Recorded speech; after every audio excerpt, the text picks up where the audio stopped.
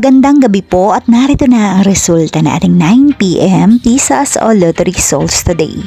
Ngayong araw po ng linggo, April 5, 2026.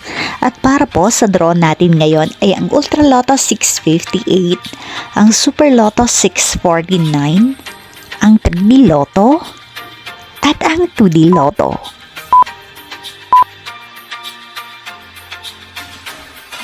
And for 3D Lotto, 9 p.m. draw, 2, 7, and 8 in exact order.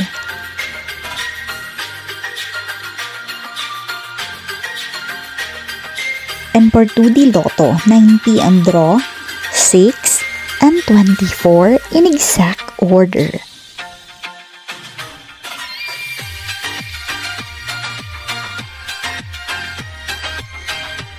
And for Ultra Lotto 658, sa winning combination na 33, 40, 53, 22, 32, and 8 for the jackpot price of 75 million pesos in any order.